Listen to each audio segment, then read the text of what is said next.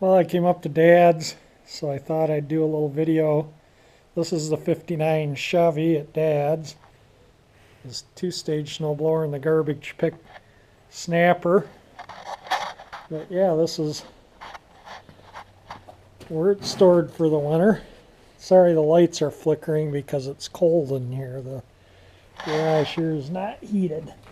But yeah, the car looks good. There's this car, I repainted it in 1982. I repaired this car like I'm doing the Pontiac, and this car's held up really well. My dad, this car was rusted out right here and right here in the spare tire hole. And my dad made these panels that went like kind of like that, and I welded them on and ground out the welds, little filler primer, and painted it. There's not any body filler in those. That's the kind of work he did for me. Same there. This car has one little tiny rust spot about the size of a dime on it, and it's where I'd never done any body work on it in the past.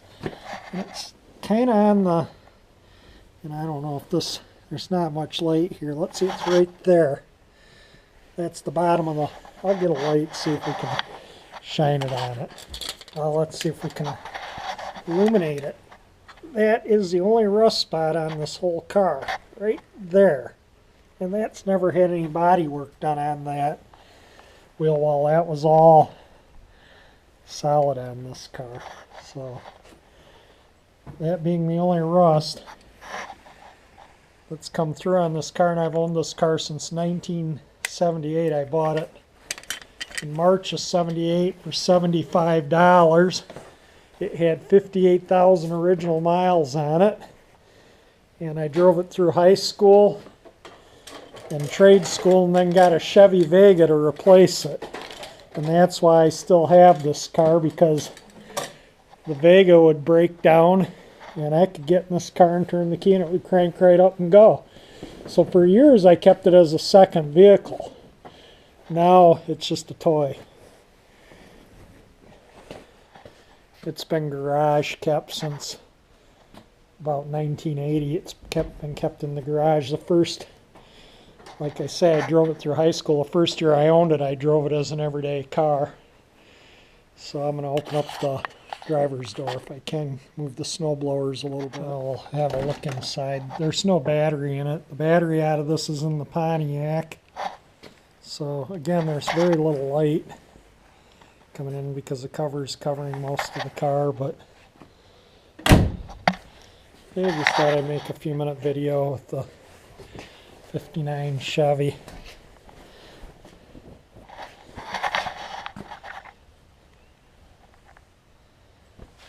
So I think it's held up pretty good, the body work on it, considering the last time I did any paint work on this car was '82.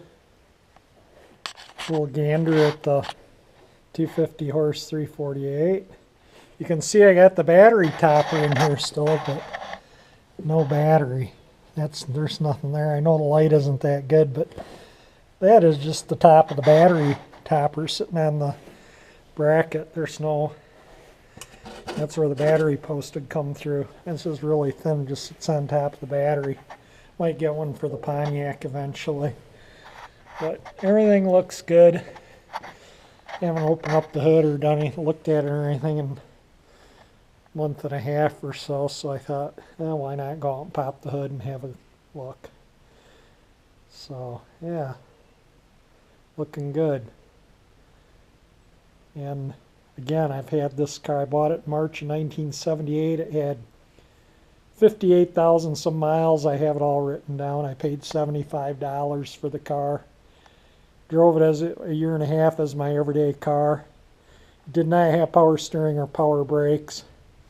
I added them off another '59 Chevy parts car. That came, power steering came off one parts car. The power brakes came off another parts car.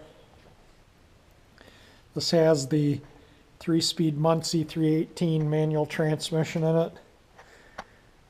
So there's a little bit on the like I say, and you can look at my past videos, you can see the car running and going down the road and all the other good stuff.